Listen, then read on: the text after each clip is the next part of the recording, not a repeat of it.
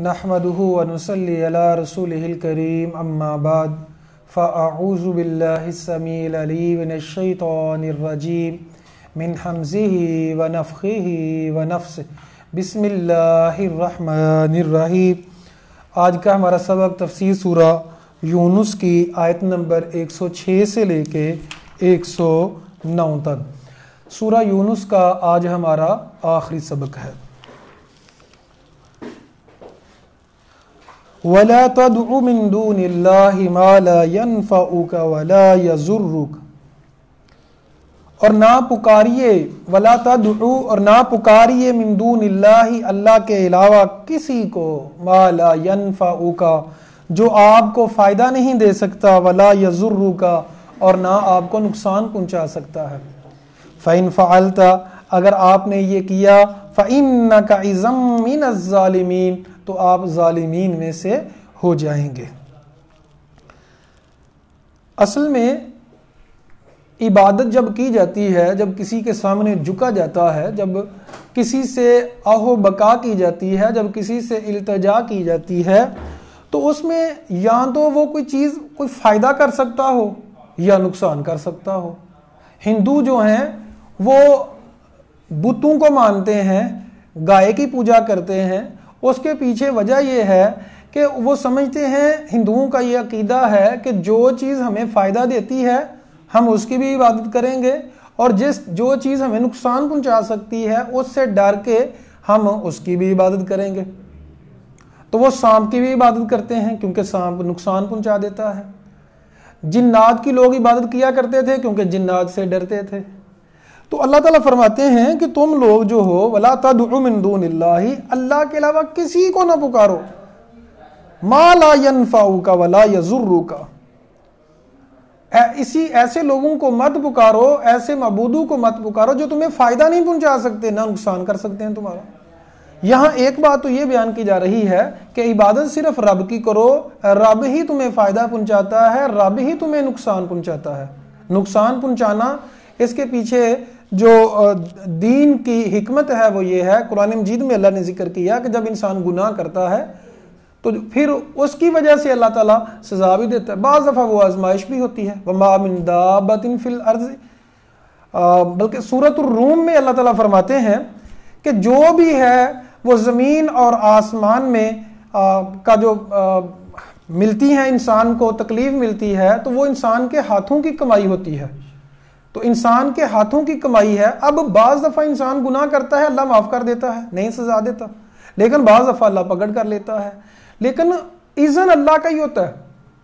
Isn't जो है वो रब का होगा तब नुकसान होगा। बड़ी दफ़ा ऐसा होता है, दुनिया चाहती है नुकसान पहुंचाना लेकिन रब नहीं चाह रहा तो नुकसान नहीं होता। तो यही अकीदा बेसिकली दीन है। जिन्नात नुकसान नहीं पहुंचा सकते, जादू टूना नुकसान नहीं पहुंचा सकता, कोई भी आपको नुकसान नहीं पहुंचा सकता वो अगर रब ना चाहे। कोई आपको फायदा नहीं दे सकता अगर रब ना चाहे। तो जब फायदा भी रब ही देता है, नुकसान भी रब ही की तरफ से होता है, तो फिर इबादत भी उसी की होनी चाहिए। अच्छी और बुरी तकदीर पे ईमान होना चाहिए। इससे क्या मुराद है? जो अच्छाई आ रही है, जो तकलीफें मुसीबतें परेशानियां आ रही हैं, ये सब रब की तरफ से हैं। यही अकीदा है, यही तकदीर है। वही यमसस्कल्लाहु बिजुर्रिन, अल्लाह अगर तुम्हें तकलीफ पहुंचाना चाहे, फला काशिफ लहू इल्ला हुआ, नहीं कोई उसको, कशफ का माना होता है हटाना, उस तकलीफ को कोई हटा नहीं सकता, उसको कोई दूर नहीं कर सकता मगर सिर्फ वही। वही युरिदका बिखैरिन, अगर अल्लाह खैर का इरादा करता है, खैर पहुंचाना चाहता है तुम्हें, फला राद्दा लिफज़लिही, तो उसके फजल को कोई रोकने वाला नहीं है।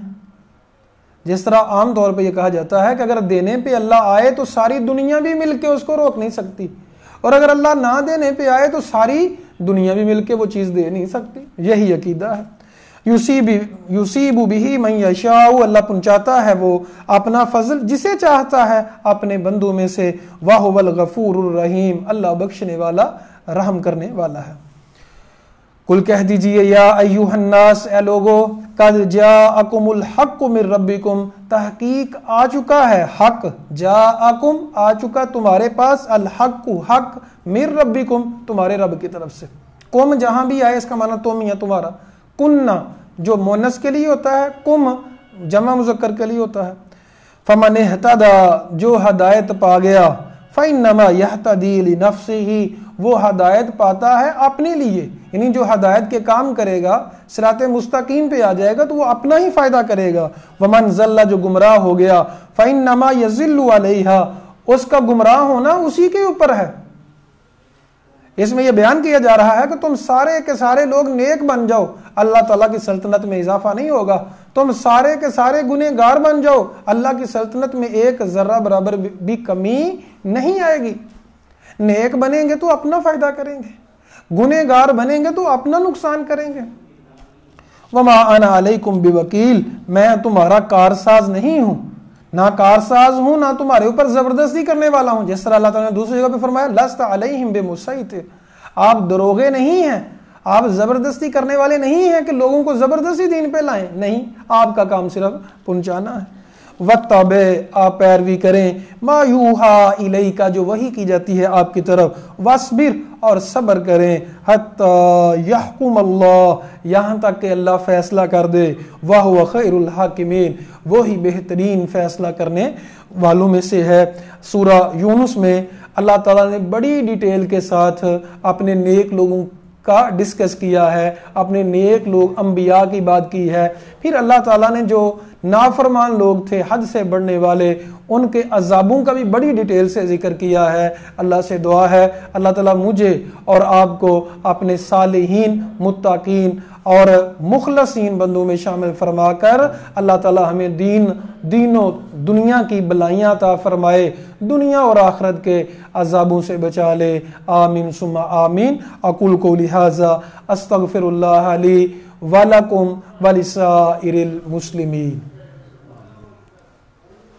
جزاکم اللہ خیر۔